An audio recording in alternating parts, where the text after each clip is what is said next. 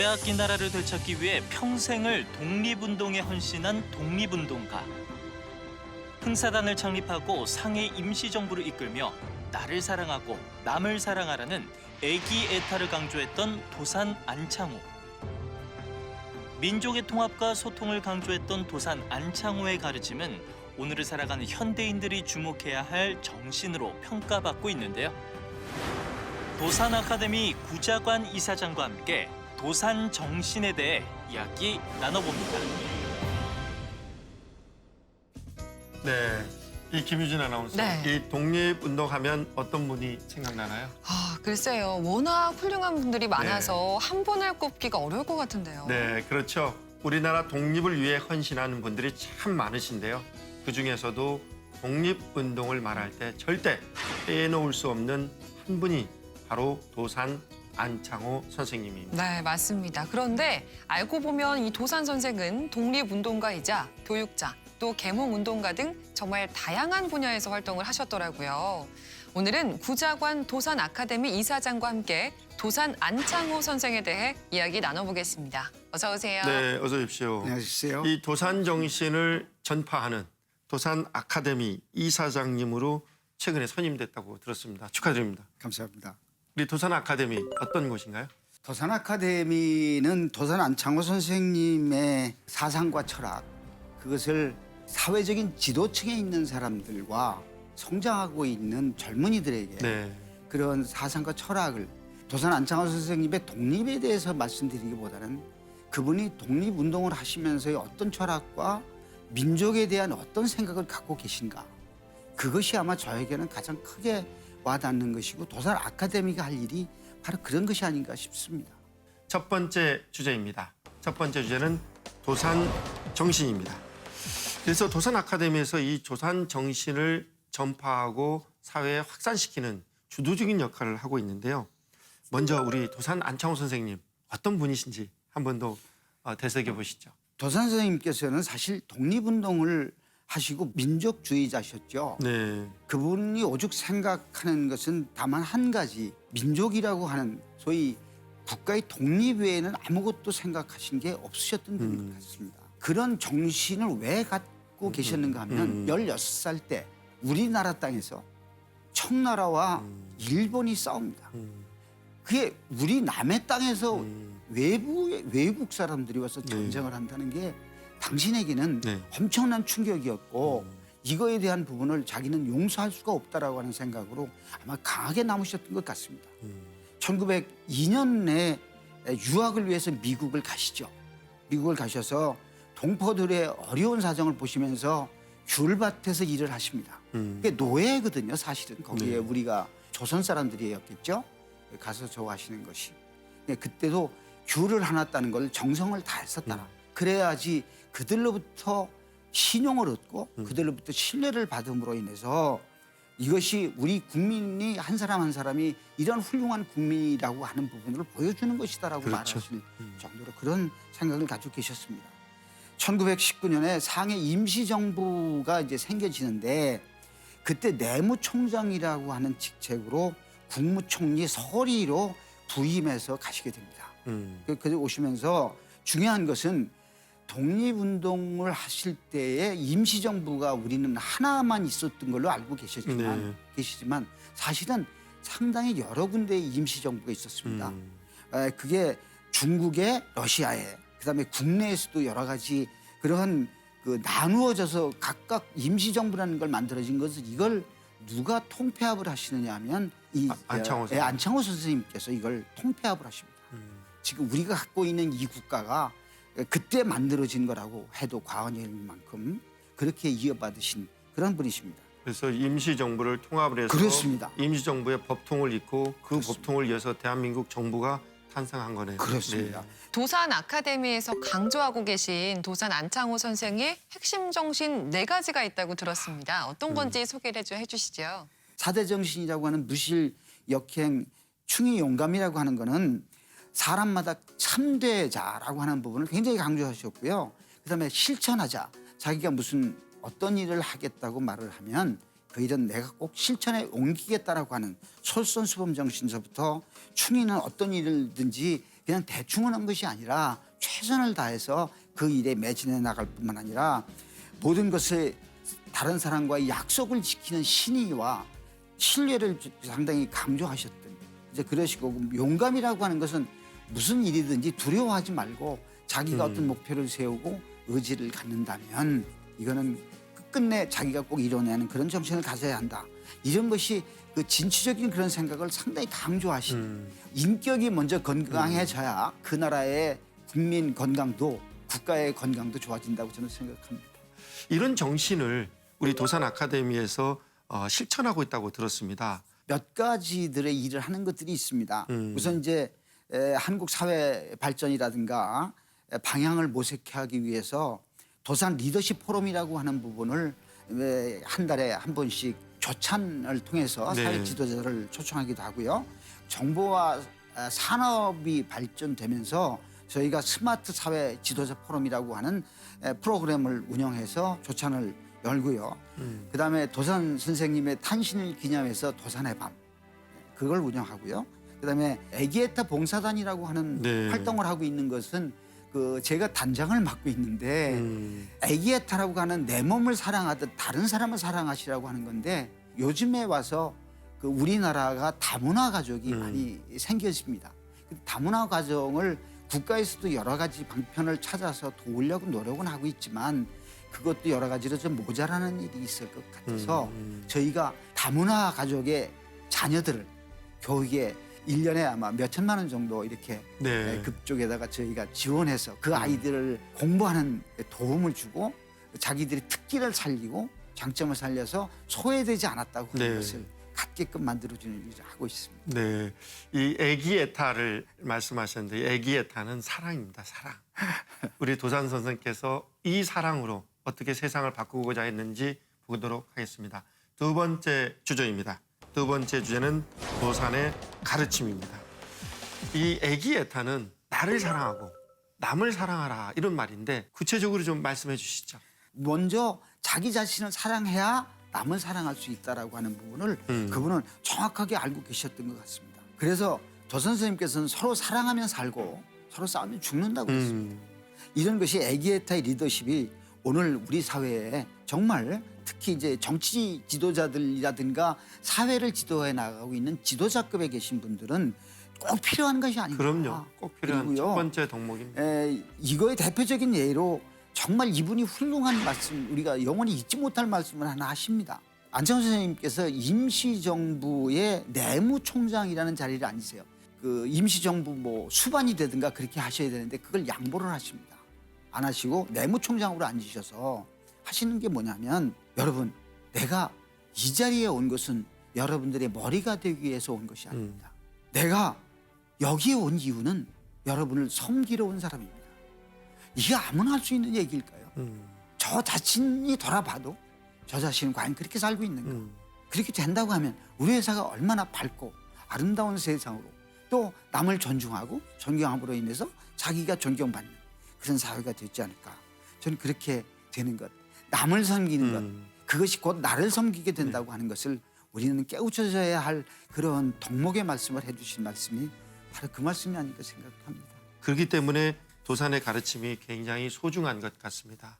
우리 사회를 이끄는 지도자들은 도산의 어떤 가르침에 주목을 해야 될까요? 경영의 원칙도 어떻게 보면 기본 원칙을 가장 기초적인 원칙, 가장 기본적인 그런 질서를 지키지 않는 사람은 큰 질서도 안 지킵니다. 기본 질서를 지키는 사람은 큰 질서도 지키고 그 큰 질서를 지키는 것이 국가의 모든 사람들이 다 그런 생각을 갖는다 그러면 네. 그 사람들이 결국은 이 나라와 우리들이 살고 있는 이 사회를 행복하게 만들어주는 거 아닐까. 큰 원칙을 지켜라, 큰 걸 지켜라가 아니라 작은 것부터 지키라고 네. 하는 부분을 강조하고 있습니다. 세 번째 주제입니다. 세 번째 주제는 결국 사람이다입니다. 이 빙그레 웃는 훈훈한 세상, 또 책임을 지는 그런 기업을 만들기 위해서 창업을 하셨어요. 네. 그런데 무려 직원이 3만 명이 넘는 어머, 큰 진짜요? 대기업의 창업자신데 직함이 대표 책임사원이라고 합니다. 왜 이렇게 대표 책임사원 직함을 사용하고 있는 것인지 또 사람이 중심이 되는 경영을 주창하고 계신지 이유를 들어보도록 하겠습니다. 뭐 이런 얘기를 이 사이에서 드리는 건 좀 우습지만 회사가 한 1조 한 7천억을 넘게 하는 회사인데 전 한 번도 전표에다가 사인을 해보거나 일개표를 들여다본 적이 없습니다. 맡겼으면 그걸로 그들에게 모든 걸 맡길 수 있어야지 그를 의심하고. 그러니까 저는 이 말씀으로 저는 살아왔려고 노력을 했던 것 같아요. 그러니까 동지를 믿고 속아라. 네. 그러면 절대로 그 동지가 자기를 속이지 않는다는 것을 이분은 해오셨던 것 같습니다. 네. 우리가 다 같이 신뢰할 수 있는 사회가 되려면 이것이 먼저가 돼야 될 거고요. 서로가 약속을 했으면 그 약속이 어그러져서 상대가 잘못했다고 상대를 탓하거나 원망하지 말고 내가 과연 무엇을 내가 잘못한 것이 있지 않는가를 다시 자기가 반추해보고 그렇게 하는 것이 자기 자체를 성찰해보는 사회, 그런 사회가 돼야 되는 것이 저는 저희 회사가 지금까지 해온 그런 결과가 아닐까 그렇게 생각이 들어지네요. 3만 6천 명의 직원을 가진 창업자이시자 도산 아카데미 이사장으로서 도산 정신은 젊은이들, 청년들에게도 소중하게 기억해야 될 요인이 아닐까 생각하는데요. 젊은이들에게 들려주고 싶은 이야기 마지막으로 해주시죠. 저는 요즘에 젊은이들한테 꼭 좀 당부를 하고 싶다면 네. 이 얘기를 좀 하고 싶어요. 그 일을 하다 보니까 사업을 하다 보니까 상당히 어려운 일을 겪게 돼요. 우리나라의 그 새로운 제품을 만들기 위해서 왁스라는 거를 네. 제조하다가 제가 화상을 입습니다. 몸의 3분의 1을 3도 화상으로 입어서 상처만 남고 빛난 산더미처럼 쌓이고 아이들은 큰 누나가 데려다 키워주고 집사람 언니가 데려다 키워주고 저하고 집사람하고는 자살을 결심해보기도 합니다. 굉장히 어려운 시절. 정말 어려운 시기를 겪으면서 요즘에 젊은이들의 자살률이 굉장히 많다는 이런 소리를 들으면서 그러면 저는 과연 그 젊은이들한테 무엇을 말하고 싶은가 라고 하면 자기 일에 최선을 다하는 수밖에 없을 거 아니겠어요? 네. 다 한다고 하더라도 그게 때로는 운도 좀 따라주기도 하거든요. 근데 실질적으로 제가 그런 어려움이 있을 때 그 남의 집 쓰레기를 치우는 일을 하게 됐어요. 여의도하고 이 잠실 그 쓰레기를 치우는데 거기에 우리나라의 최초로 알루미늄 캔이 쏟아져 나옵니다. 그 알루미늄 캔을 주워서 그 쓰레기를 치우는데 이게 돈이 되는 거예요. 이걸로 그 제가 갖고 있는 빚을 갚는 동기가 됩니다. 의도하고 내가 여기서 쓰레기에서 이게 돈이 될 거라고 그런 생각을 하고 시작한 건 아닌데도 불구하고 그런 것이 자연스럽게 따라왔다고 하는 것은 운도 따라와 줬다고 그렇게 봐야 되는 거 아닌가. 그래서 자기가 어떤 일에 최선을 다한다면 하늘이 스스로 돕는 자를 돕는 것처럼 저는 그렇게 되어진다고 생각을 하지 희망이 전혀 없다고만 자꾸 그렇게 하지 않았으면 좋겠다. 하늘이 스스로 돕는 자를 돕는다. 그런 부분은 제가 꼭 얘기를 하고 싶어요. 네, 정말 귀한 말씀입니다. 이 정직하고 성실하게 먼저 본보기를 보이고 갈등을 해결하기 위해 소통과 통합을 강조했던 도산 선생의 이 도산 정신이야말로 우리 시대가 꼭 필요로 하는 진정한 리더십이 아닐까 생각됩니다. 도산 정신이 우리 사회 곳곳에 스며들어서 정의롭고 행복한 대한민국이 되길 기대해 보겠습니다. 오늘 좋은 말씀 고맙습니다. 네, 감사합니다.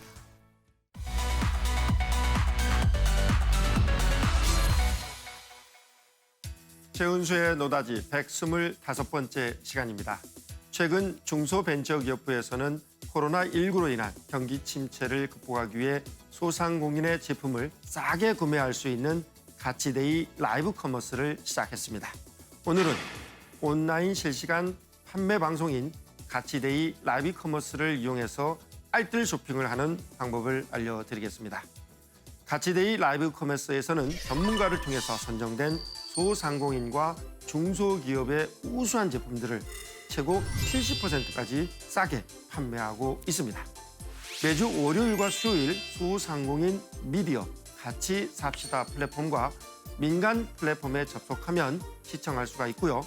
오후나 퇴근 시간대에 한 회당 1시간씩 진행되는 가치데이 라이브 커머스에서는 농수산 식품이나 잡화와 같은 다양한 상품이 저렴한 값에 판매되고 있습니다. 상품 구매는 방송 중 영상 하단이나 상단에 올라온 해당 상품 배너를 클릭하면 결제창으로 연결되어서 제품을 바로 구입할 수가 있습니다. 또 방송 중에는 다양한 할인 쿠폰, 사은품이 등장하게 되니까 이것을 활용해서 제품을 구입하면 됩니다. 가치데이 라이브 커머스를 이용하는 방법 좀 더 자세히 알아보겠습니다. 이 가치데이 라이브 커머스, 혹시 내가 사고 싶은 상품이 언제 판매되는지 미리 확인할 수도 있나요? 그렇죠. 미리 확인하면 내가 알뜰 쇼핑을 하는데 훨씬 더 도움이 됩니다. 이 같이 삽시다 사이트와 협업 사이트에서 어떤 요일과 어떤 시간에 어떤 상품이 판매되는지를 확인해 볼 수가 있습니다. 그리고 이번 추석이 있는 이번 달까지는 고기나 과일 등 농수산물 중심의 추석 선물 세트가 주로 판매되고요. 10월에는 화장품과 같이 생활용품이 주로 판매되니까 참고하시면 좋을 것 같습니다. 네, 모두에게 좋은 정책이 아닌가 싶은데요. 그렇습니다. 언제까지 진행이 되는 건가요? 네, 올 연말까지 진행되니까요. 참고하셨으면 좋겠고요. 10월에는 21번에 걸쳐서 방송이 편성되어 있습니다. 올해 연말까지는 판매 방송을 할 예정이고요. 또 소상공인과 중소기업 상품뿐만 아니라 잘 알려지지 않은 지역 점포의 우수한 상품들도 적극 발굴해서 판매될 예정이니까 적극 이용하시기 바랍니다. 네, 만약 참여하고 싶은 소상공인이 있다면 같이 삽시다 플랫폼 입점 어떻게 하면 되는 건가요? 이 입점은요 신청만 하면 됩니다. 그리고 공짜입니다. 플랫폼 입점을 하려면 온라인 같이 삽시다에 접속해서 입점 신청과 서류 제출을 하면 되고요. 중소기업 또는 소상공인 확인서와 같은 회사 정보와 대표 상품 정보를 작성해서 올리게 되면 됩니다. 작성된 입점 신청서는 검토를 거쳐서 통과되면 전자계약서를 작성하고 상품 등록을 한 뒤에 판매할 수가 있습니다. 네, 너나 할 것 없이 참 어려움을 겪고 있는 요즘이잖아요. 네. 소상공인과 소비자들이 서로 도와서 상생의 가치를 만들어갈 수 있었으면 좋겠습니다. 오늘 좋은 말씀 고맙습니다.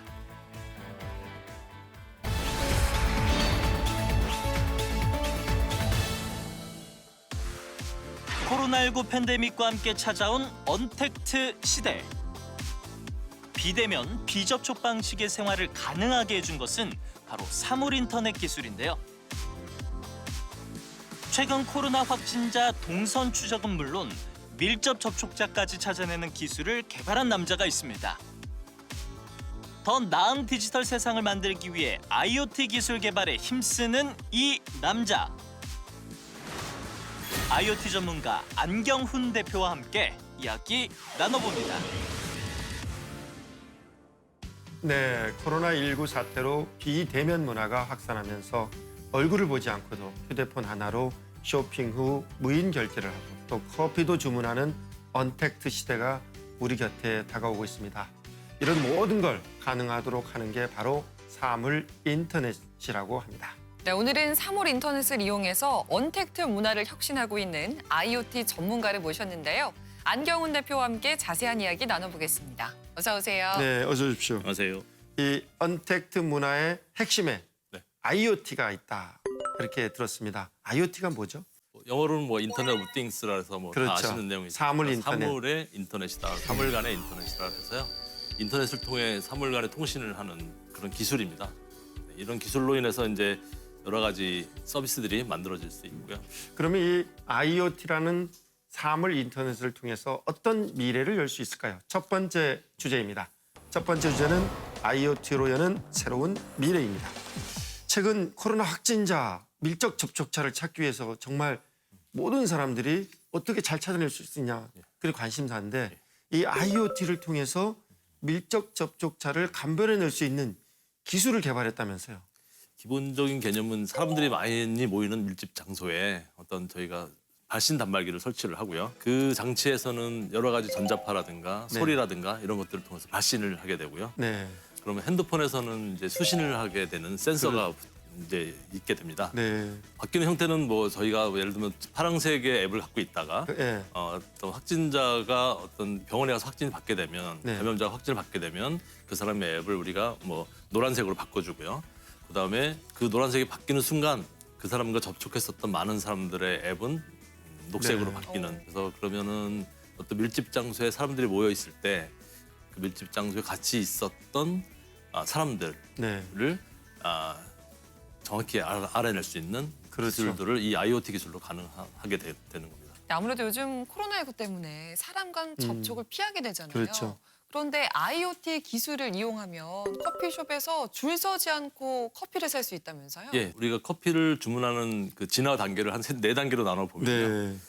기존에는 우리가 줄을 서서 커피숍에 들어가서 줄을 서서 이제 자기 차례가 오면 종업원하고 얘기하면서 커피를 주문하게 되고 결제를 하고 진동벨을 받아서 안에서 기다리고 있다가 다시 진동벨이 오면 찾아가서 커피를 찾아오는 그런 방법이지 않습니까? 네. 네, 지금은 이제 모바일과 그 단말기 상의 포스와 이 세 가지가 이제 우리가 IoT 기술이지 않습니까? 네. 그래서 밖에서 주문을 하고 네. 결제까지 한 다음에 매장에 딱 들어서면 그 사람 주문한 사람이 왔다는 걸 인식을 하고 바로 커피가 제조되기 시작해서 커피가 제조되면 소비자한테 알려주는 그런 기술은 지금 현재 실행되고 있습니다. 우리가 전시회나 박물관에 가게 되면 네. 낯선 그림, 작품을 봤을 때 어렵죠. 궁금해요. 맞아요. 무언가.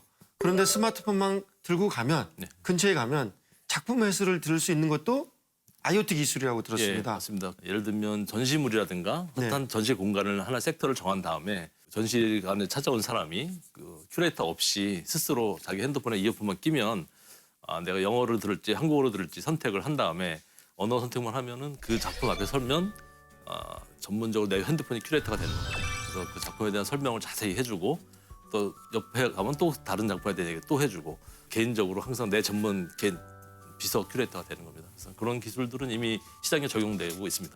두 번째 주제입니다. 두 번째 주제는 도전을 멈추지 않는 남자. 원래 경영학을 공부를 하셨는데 예. 이 기술 전문가가 되는 거는 아주 쉽지 않았던 길인 것 같습니다. 어떻게 하다 IoT 전문가가 예, 되셨나요? 저도 모르게 이렇게 됐는데요. 네. 제가 원래 경영학을 전공을 했지만 네. 뭐 학교 다닐 때 철학 공부를 많이 했고 네. 좋아했는데요.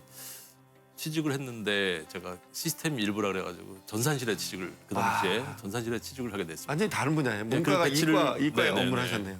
지금 돌아보면 이제 네. 너무 감사한 일이긴 한데 그래서 시스템을 공부하게 되면서 제가 이게 이 시스템의 세계가 정말 어마어마한 세계라는 걸 캐치를 했고요. 네. 그다음에 또 데이터 서비스 하는 회사를 또 다시 한번 옮기면서 음. 데이터 서비스 하는 회사에서 데이터의 가치를 알게 되면서 네. 향후에는 이 데이터를 어떤 가진 자가 데이터를 컨트롤하는 자가 시장에서 중요한 역할을 할 수 있겠구나 이런 생각을 하게 되면서 제가 데이터에 관심을 갖기 시작했습니다. 대표님은 지금까지 총 3번의 창업을 하셨다고 들었습니다. 아, 네. 아무래도 많은 시행착오가 있지 않았을까 싶은데 어떤 어려움들이 있었고 또 어떻게 극복하셨는지도 궁금합니다. 모든 사업가들이 다 똑같이 저도 네. 뭐 그중에 사업가 중에 하나니까요. 세 번의 창업가 경영을 하면서 저는 뭐 매일 어떨 때 세상을 다 가진 것 같고 어느 날은 네. 어느 날은 또 제가 그냥 다 망할 것 같고 네. 그런 시절들을 지금도 그렇죠. 뭐 에브리데이 항상. 저희가 겪고 있는데요. 네. 사업을 하시는 분들은 그만큼 이제 많은 실패를 겪고 저도 뭐 7평짜리 사무실에서 그러니까요. 뭐 이렇게 5명이 같이 근무하면서 에어컨도 없는 시절을 보낸 적도 있었고 회의를 해야 되는데 네.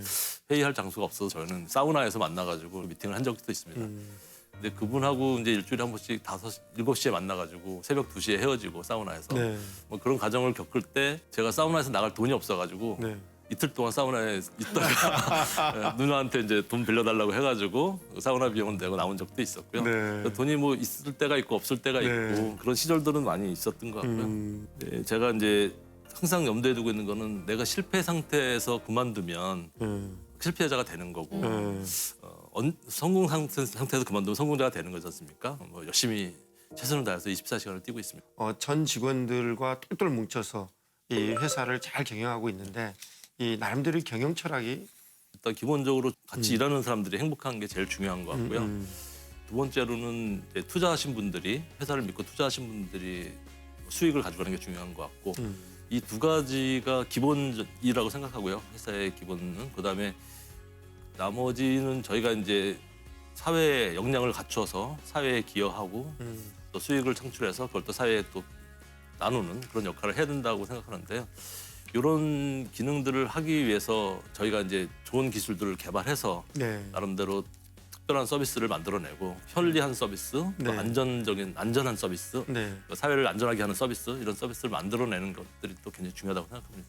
이렇게 개발한 IoT 기술을 활용해서 더 편리하고 희망찬 미래를 만들 꿈을 갖고 있다고 합니다. 세 번째 주제입니다. 세 번째 주제는 내가 꿈꾸는 디지털 세상입니다.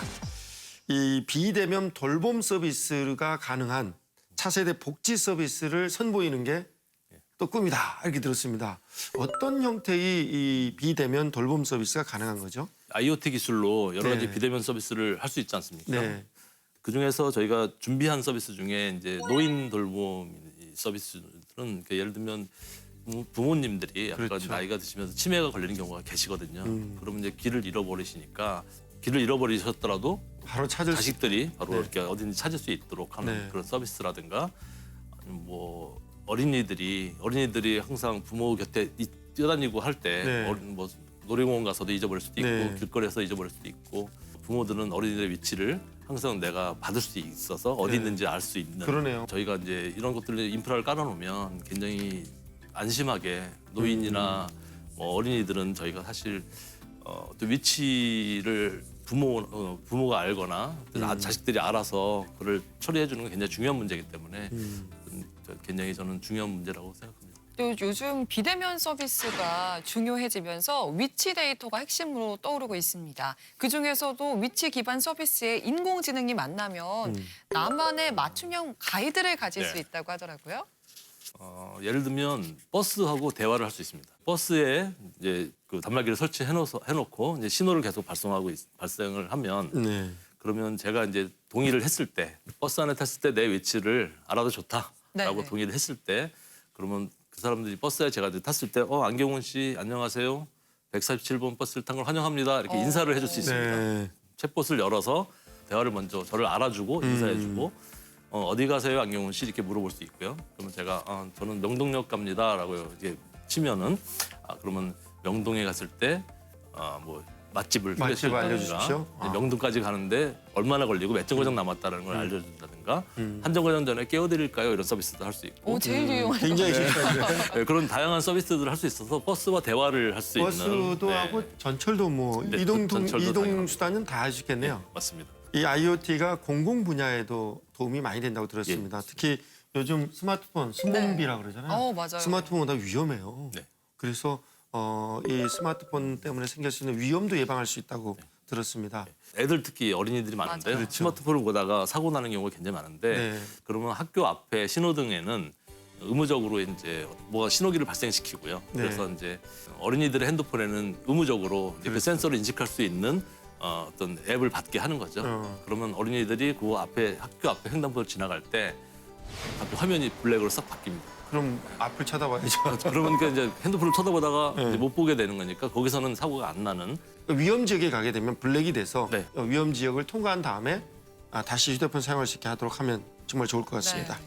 지금 이 대표님이랑 쭉 얘기를 하다 보니까 네. IoT 서비스를 이용한 편리한 점이 많은 건 정말 확실한 것 같아요. 그런데 또 하나 걱정되는 건 위치 기반 데이터가 걸려있기 때문에 아무래도 개인정보 침해 논란이 있지 않을까. 이 점은 사실 신경이 쓰이거든요. 이 점 어떻게 저는 보십니까? 그게 굉장히 근본적이고 굉장히 중요한 문제라고 생각합니다. 일단 모든 가정에서 두 가지로 나눈다 하면은 노인들이라든가 어린이라든가 어떤 자기 판단을 할 수 없는 상황이 노인들은 치매 노인을 말씀드리는 겁니다. 그래서 그런 분들에게는 어떤 의무적으로 그냥 알아서 우리가 판단할 수 있는 자식이나 아니면 뭐 부모가 판단할 수 있게 우리가 할 수 있겠지만 일반적으로 자기 개인 정보 같은 경우는 사용자의 동의 절차를 거치지 않았을 때 위치를 내가 오픈하고 싶지 않아. 그럼 그 서비스는 그 사람한테는 해서는 안 되고 그 사람도 원하지 않는다면 그래서 기쁜 마음으로 내 위치를 동의해서 동의한 사람에게만 그 서비스를 해줄 수 있는 그런 게 가장 중요하다고 생각이 들고요.